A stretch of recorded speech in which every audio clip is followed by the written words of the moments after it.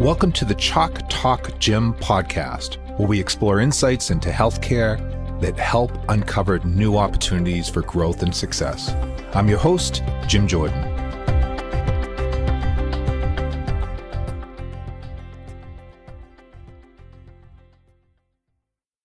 Welcome back to Chalk Talk Gym, where we delve into the forefront of healthcare innovation and business evolution.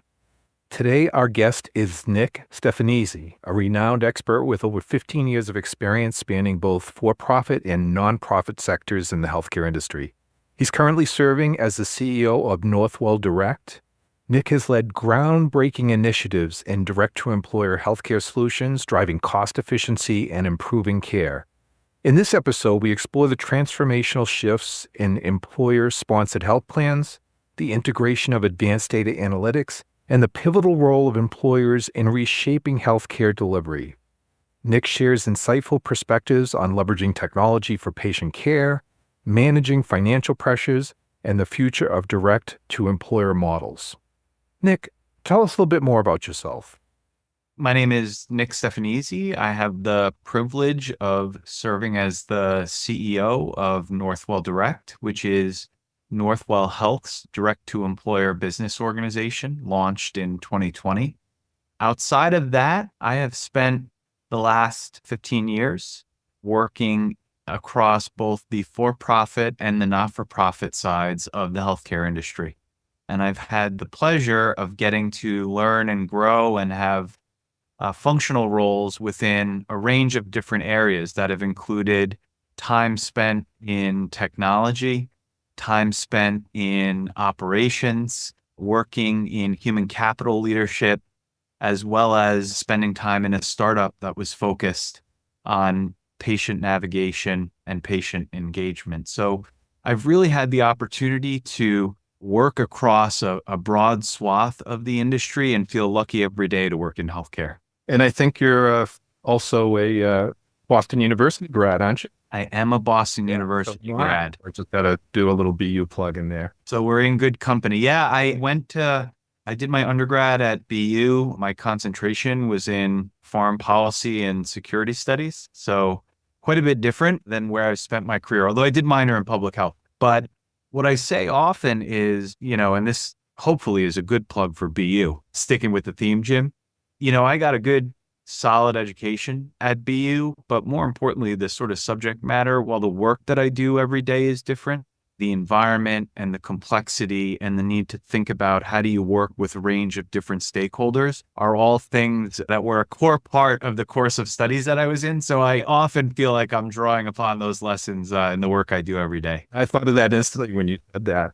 So why don't we start out by you telling me where your organization fits within the continuum of healthcare, and maybe we might need to do some definition to sort of set up the discussion, because what you do, I think, is relatively new and cutting edge, and arguably you guys are sort of the thought leaders in this area of direct to employer. Well, I appreciate that. And we feel energized and excited about the opportunity that direct to employer work represents. But let me try to step back and give you a little bit of sense of where we fit into the continuum to your question. So first, as I mentioned, we are a wholly owned subsidiary of Northwell Health. Northwell Health is the largest private employer in the state of New York. It is also the largest integrated health system in the state of New York. And as such, it spans the entire continuum of care needs. And in the same way that the health system does, we view ourselves as spanning the entire continuum of care. Our work just happens to be focused on how do we partner with employers directly to help them address the full spectrum of care needs that their employees and their family members have. And we have a range of ways that we do that. We really break it down into two areas of focus. On the one hand, we have an alternative model to enable employers to offer employer-sponsored health plans to their team members. And on the other hand, we deploy clinical solutions in the office and virtually, including all of the traditional occupational health and medicine type services, as well as customized and direct models around behavioral health, primary care, and virtual care.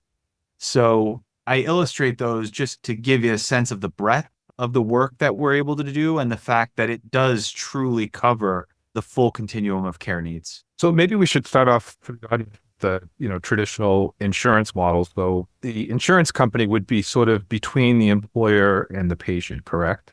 Correct. And the employer would pay the insurance company to cover whatever rates they have, cover their employee traditionally. And for the employer, they would get a larger population to be part of. So if you had a bunch of diabetics, maybe you're pooled in a bigger population. That was historically the model. And then there's been some bigger companies, and I think of J&J and GE as an example, where they've decided we will take on the population risk and we will ask the insurance company to administer the plan for us. So instead of the insurance company taking both the administration and the population risk, you have the employer taking that risk and then getting paid for the administration component of it.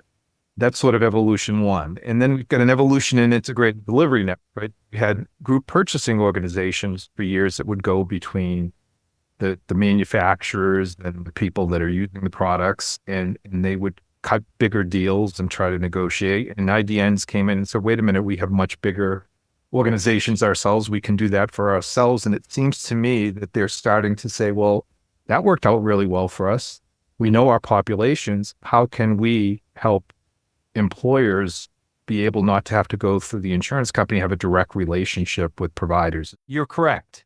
I think what we're seeing is, and certainly what prompted us to get engaged in this space, is an evolution of the care delivery model and of how employers are thinking about and approaching the employer-sponsored health plan space. So let's just start on the health system side. We've got a couple of things that are going on in the health system side. Number one, if you look at the market, you now have one of the largest insurance companies in the country happens to also be the single largest employer of providers in the country. The insurance companies have made a deliberate decision to get into the care delivery business. That changes how health systems think about the market and our own strategies. At the same time, there are insurance companies that deny 30 or 40% of claims out of hand for care that's already been rendered to patients. So you have the pressure that the rise in government payers, the rise in the percent of the populations that have coverage through government payers, and all of these factors together create immense financial pressure. Let's not discount, by the way, all of the disruption from the last couple of years, from the ups and downs of COVID, inflation, supply chain disruption. If you think about all those things together, you have tremendous pressure on provider organizations around the country who have now had to say, how do we approach this market differently? How do we diversify our revenue streams to put ourselves in a more sustainable financial position to allow us to continue to deliver on our mission of raising the health of the communities that we serve? Complementary to that, at the same time, you've got employers who have mostly had the same old traditional models as the options for how they provide insurance coverage to their employees. Yes, there are employers who have been willing to make the transition from a fully insured model to a self-funded model, which is exactly what you were describing. In New York State, you happen to have 100 employees or more in order to be able to make the transition and take on that risk yourself as an employer. But most of the way they've accessed that coverage has been through the traditional insurance companies. And if you look back over the last decade, the trend lines have continued to move up and to the right on cost for employer-sponsored benefits. And every year, employers have an incredibly difficult conversation that they have to have between their head of HR and their chief financial officer. And that is, how much of the renewal cost on our benefit plan is the business going to be able to absorb? And how much of this renewal increase are we going to have to pass on to our employees in the form of higher premiums, copays, and deductible changes? And I think what you're seeing is that at the same time, provider organizations are saying, we've got to innovate, we've got to diversify. You've got employers who are saying, We're hungry for something new and different that will arrest this seemingly ever increasing cost trend.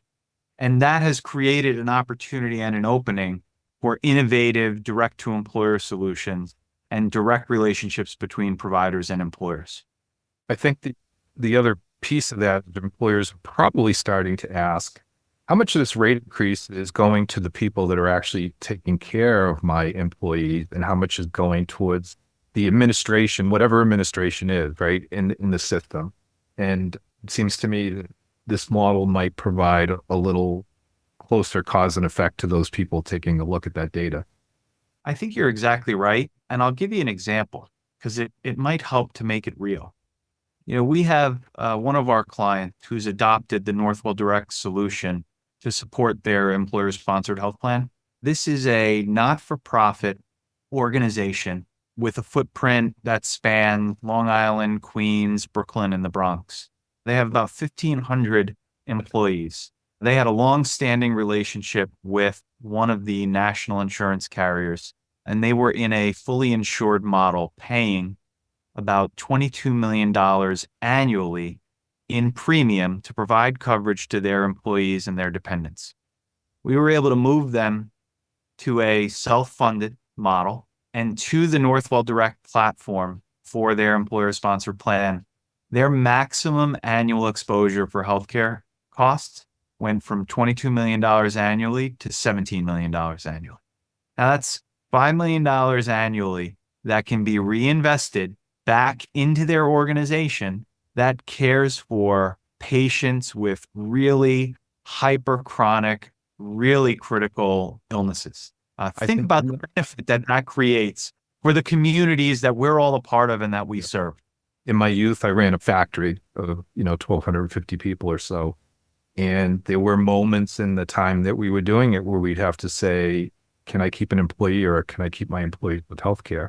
And so I also, as I hear this, think this is an opportunity for employers to, be able to invest more in their employees, all else equal. Agree 100%. I mean, think about it. That's one organization that we're talking about. Think about as you scale that, the impact that we can have. And I agree with you.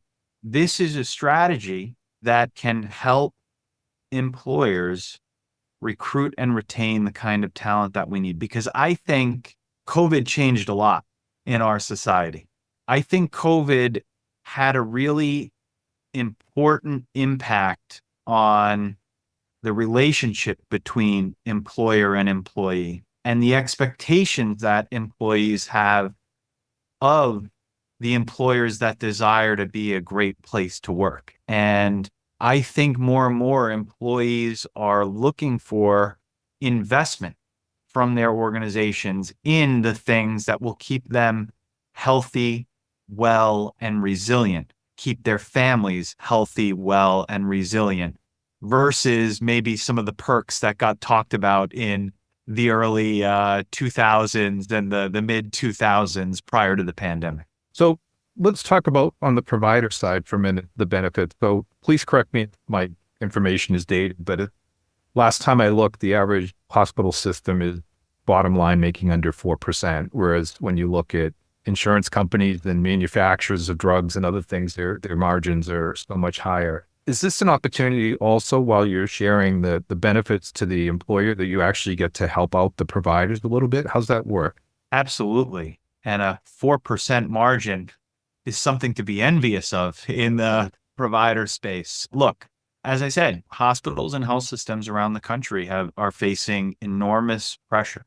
And I do believe that these direct to employer relationships have a significant opportunity to create value, not just for the employers, but also for the provider organizations that are entering into these relationships.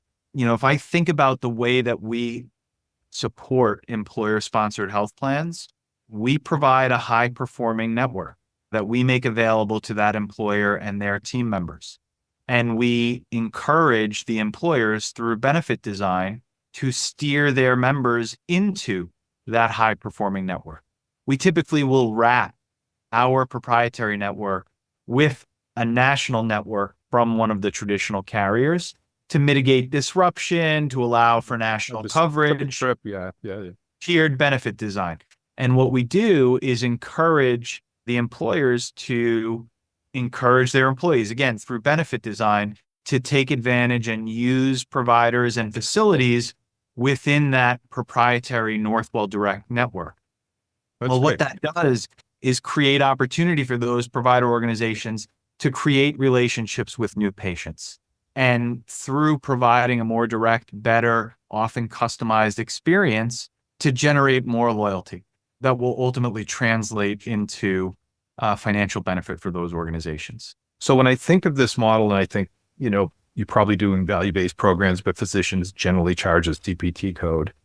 So historically, I would put my paperwork into an insurance company. Is that paperwork going to you, or is it going to the employer to process? So the way that we approach this is we've created a partnership-oriented solution that has all of the capabilities to be a full replacement option for an employer's sponsored health plan.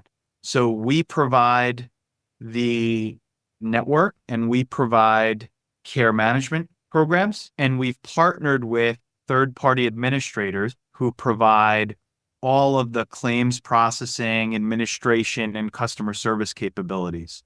So the claims flow directly from the participating providers to the TPAs, who adjudicate those claims based on the contracts that we've established as network and the plan design provided by the employer. And we've integrated our solutions so that it's seamless for the employer. And I imagine you have more opportunity to create unique plans than you would in a traditional insurance model with the. What we've found is working with independent third-party administrators and leveraging our clinical expertise and perspective, we are able to, one, make recommendations to the employers that will drive savings and efficiency in their benefit plan. We also have a greater ability to customize based on what an employer group is looking for. And I think that's been a really important and attractive component of this model for employers. So I'm thinking of rural health as I listen to this. What are the benefits for rural health? We talk about the shortages of physicians and we talk about the shortages of program in rural areas. Does this provide an opportunity to extend that reach out to these areas that might not have been able to roll it up into something bigger in the future? That's an interesting question. I do think that there is an opportunity for direct relationships to have a very broad impact. And look, not all of the work that we do with an employer and with their employees, not all of that work requires somebody to be in person, right? We are leveraging technology. We are maximizing telehealth and other technology solutions to extend our reach. So I absolutely think that these types of relationships can have an impact in making care more accessible across the country.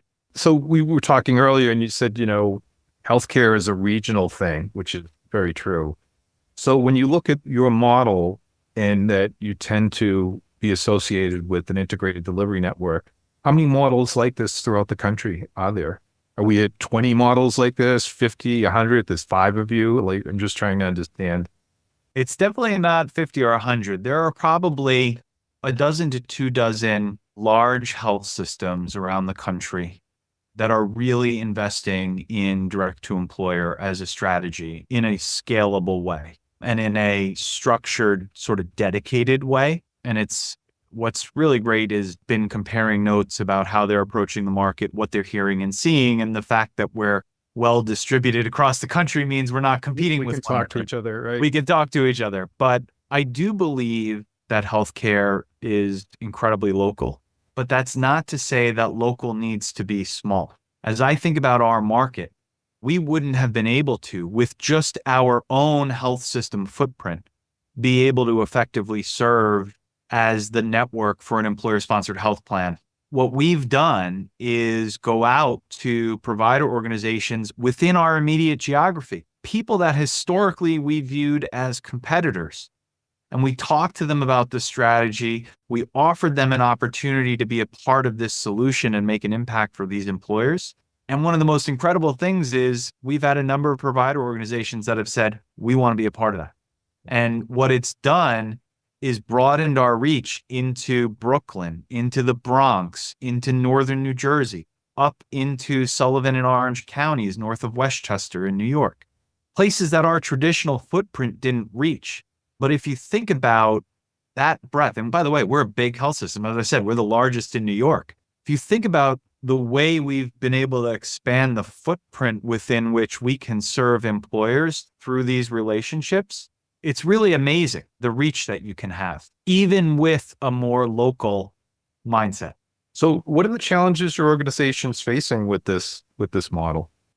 I think the biggest challenge that we seek to overcome every day is just the newness factor, right? Traditional is called traditional for a reason. People are used to it. It's how it's always been done. And, employee benefits are personal and sensitive. HR leaders are rightfully concerned about disruption and creating a sense that they're taking something away from their employees. So I think just helping HR leaders, finance leaders to understand how the model works, to understand the fact that disruption, more often than not, is not a problem that we have incredible breadth of coverage, and that by enabling choice, we can drive care patterns in a way that maximizes the benefit for both member, employer, and provider organizations. So, I would say challenge one is the newness factor and dispelling some of the perceptions about what a more localized model could represent. I would say secondary to that, just the pace of change and the pace of disruptive innovation happening within the healthcare space. I mean, we all grapple with this every day, but seemingly every day there's a new startup, there's a new business that's launched to, revolutionize the way that we do our business. And so I think the way that plays out is that, in some cases we can encounter fatigue. Employers saying, I've implemented these number of solutions over the last couple of years, and now it's becoming complicated, and I don't think we're ready to try something else new. I think where we spend a lot of time is helping them understand, rather than just purchasing another point solution, which is in a lot of cases what those new business ventures represent. The unintended consequence of that, by the way, is you actually further fragment the care delivery ecosystem. Our solutions tend to look at people more as a whole person. And the value of that in terms of experience, quality of care, and outcomes is immeasurable. Just as one example, we have a relationship. We provide behavioral health triage, navigation, and care services for all 36,000 uniformed officers of the NYPD. We're incredibly proud of the relationship, but I highlight it because if you think about how many behavioral health issues are connected to a clinical condition or a clinical issue that's got to be treated by another part of the care delivery ecosystem, a lot of these new behavioral health point solutions that have emerged over the last number of years are not equipped to deal with that other issue. Whereas our solution, because it's born out of an integrated health system, can actually make sure we're treating the whole person. And so helping employers to see that is another one of the challenges that we work against regularly. So I think that's a better analogy than the one I was giving earlier about the ability to have job-specific programming, because when you think of obviously the situation that police department are under compared to other people, and you have to go home and be normal with your family, that mental health is probably a heightened need for that occupation compared to maybe other occupations. So I think that one of the things you can do is have employer-specific programming associated with the needs of the employer and the field that the employer's in.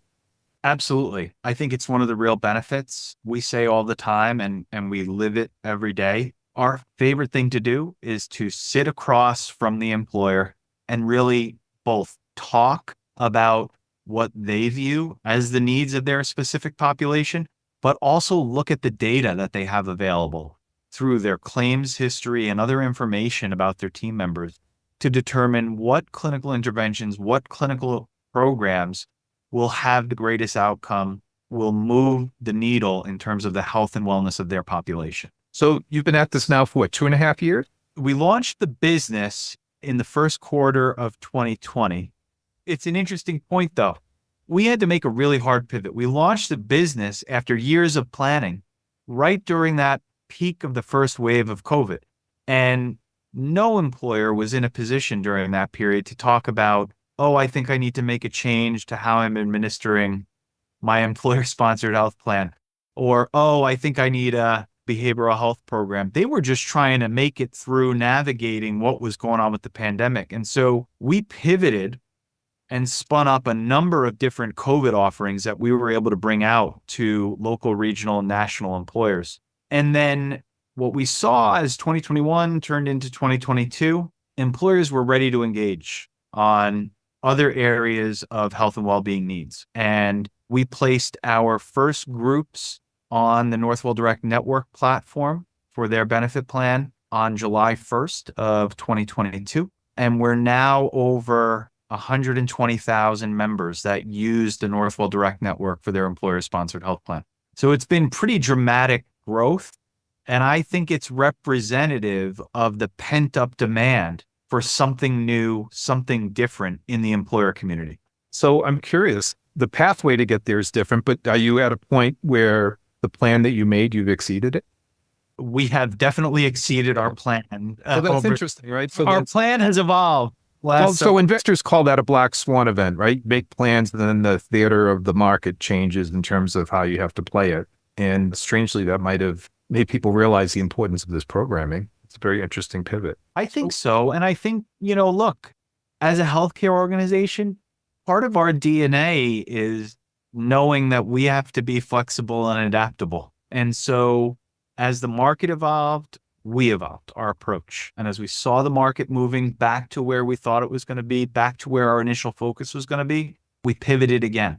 And it's allowed us to stay ahead, and it's allowed us to build really meaningful relationships because we were offering what is needed by employers in the moment. And that's what's really important. So when I think of a integrated delivery network, I think of it as a group of providers saying to themselves, we, for years, used the opportunity with GPOs to improve our supply chain. We've started to improve our own supply chain and do this thing ourselves. We've had insurance programs for PACE and ACOs that now we're going to make our own insurance and we'll bring in some of that revenue for ourselves. Is this just another evolution of a broader integrated delivery network actually starting to take control out of its own administrative processes so they can keep them inside? Is artificial intelligence and cloud computing actually enabling that? So I do think it's an evolution of the approach that integrated delivery systems are taking to serve the communities that they're a part of. And look, technology is a huge asset in this. We leverage really advanced data and analytics capabilities. We are looking at how can we continue to take advantage of big data platforms? What role does AI have to play in the work that we do? What role does machine learning have to play? But the thing that I am also absolutely confident in is that we can't lose the human and the humanity in what we do. And we recognize, and again, I think part of this is just that our organization and the work that we do was born out of a bigger provider organization. To me, fundamental is protecting that patient and provider relationship. Anything else that we do, anything else that we wrap around, whether it's a technology solution or AI or analytics capability, it all has to be in service of nurturing and protecting that patient-provider relationship. And that is core to how we approach any advancement, any investment we make. So with this new emerging model, how do you keep current on all the rapid changes that are going on? You mentioned that you probably know who all your competition is. Is there a trade association you guys have formed or a nonprofit to talk about these best practices, or is it just informal at this point in time?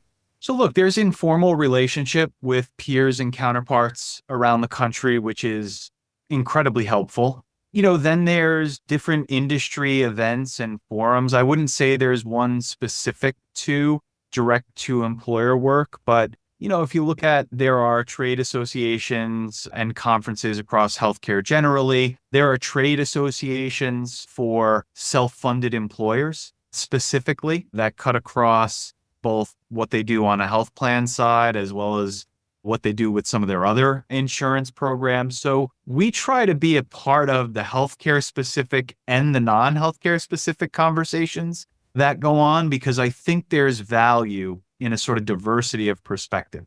In the absence of a direct to employer specific forum, it's been helpful. Yeah. Can you share some of the resources you go to with our audience? Because a lot of people are finding from these podcasts, they're finding new sources of information and new places to go to get educated. Sure. I mean, it's everything from, what I would call some of the quote unquote more traditional publications and sources, right? The Modern Healthcares of the world, the Beckers of the world, Fierce Healthcare, more of an online type publication. Great for staying up on industry news, often pick up on some of this innovative work. Secondary to that, I mentioned SIA, the Self-Insurance Institute of America, is a great resource for employers that are self-insured.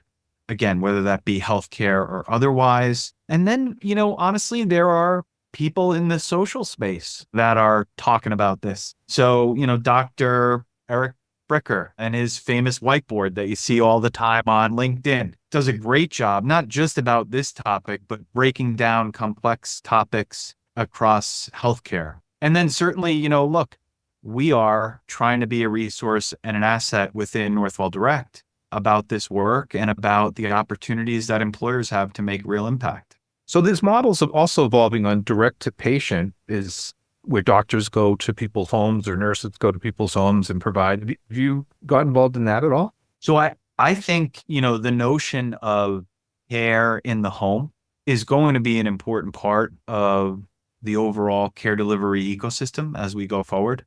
And certainly we leverage any care in the home programs that are available from the provider partners that participate in the network that we make available to our employer customers.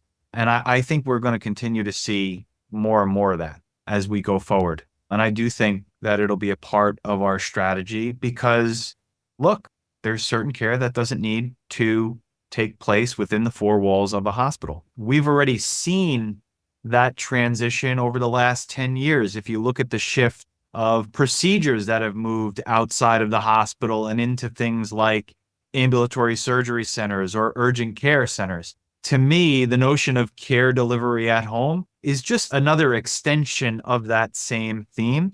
And as our provider partners make those capabilities available to their patients, we'll make those capabilities available to our employer customers. And what's striking is if you go back 50 or 60 years, that was the norm, right?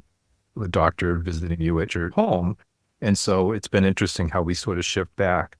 So what's the biggest lesson you've learned in your journey in healthcare thus far, given all your experiences? That's a great question.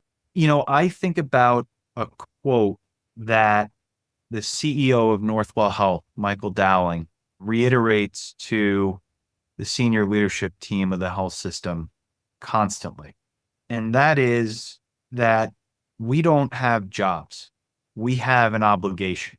We have a responsibility. And we need to take that obligation and that responsibility very seriously. Because at the end of the day, whether it's through Northwell Direct or otherwise, people are coming to us when they're vulnerable, scared, and they need help. And we have an obligation to do the best that we can by them every day. And to me, that mindset and that the willingness to think about that first informs everything, whether that's who we hire, whether it's how we make decisions about the programs that we offer to employers. It all has to be done with the mindset of what is the right thing of the individual that we're trying to serve. And so that for me really resonates. It really to me is reflective of the mission of what we are here to do, which is at the end of the day to take care of people and to take care of the communities that we're a part of. So what do you see as the biggest opportunity for growth or threat in healthcare in the next 5 years? I'm going to be really selfish in how I answer this question. To me, the biggest opportunity that I see is for employers to be catalysts for change in how we deliver healthcare, how we pay for healthcare in this country. There are over 155 million Americans who have access to healthcare insurance by virtue of participating in an employer-sponsored health plan. That is a huge number. And that big of a number, that big a percent of the population, over 50% of the population of this country, means employers have an ability to influence the direction and to drive change. And I think what they will see is that health systems and providers are hungry. Just as they're hungry for change, we're hungry to be part of the solution. And I think in doing this work and creating these relationships at scale, we can have a truly transformative impact on how we organize, deliver, and pay for care in this country. And we can do it without going down the rabbit hole of debating the merits of Medicare for all, or, whether the passage of the Affordable Care Act was a good, bad, or indifferent thing, which is where our political discourse seems to get caught in this country. I think we can, in a very practical way, have a significant impact. And I believe employers can be a huge catalyst for change. And I think to your point, so I told you I would teach this health systems course at Carnegie Mellon University, and to obviously get the class riled up, I would ask the question whether you think healthcare is a right or a privilege. You see the class split in certain ways and debates start, and you realize that the debates that are going on are not really what the issue is, because the question is, what if I could, to the person who believes it's a privilege, what if I could bring down your tax rate by making sure that healthcare comes down, but I include more people in the system? And so I think that sometimes we're just focused on the wrong problem, or we asking the wrong question. Or we're locked into thinking about an incredibly black and white or drastic choice. And to me, what this model represents, as transformative as it can be, it represents evolution, not revolution. But that evolution can still have a tremendous impact. I think that's a more pragmatic, measured, realistic approach. I think it struck me that I think it was 2021 when Haven Health decided to get out of the business. And for those in the audience, I believe that was Berkshire Hathaway, Amazon, and JP Morgan. And the thought was, the real thought was, how can we take the power back? But they didn't have the inside look that I think an integrated delivery network has. So I think it was maybe the right concept on the wrong model. What are your thoughts on that? I agree. I think you need the insights and the expertise and the perspective that a provider organization can bring to the table. The thesis was right. The thesis that we can do this differently and that we ought to do it differently is right. But I do think that provider organizations have a really important role to play in driving the change and transformation forward. Well, Nick, thank you for joining us today and giving our audience a perspective on a new cutting-edge model in healthcare. Thanks for tuning into the Chalk Talk Gym podcast. For resources, show notes, and ways to get in touch, visit us at chalktalkgym.com.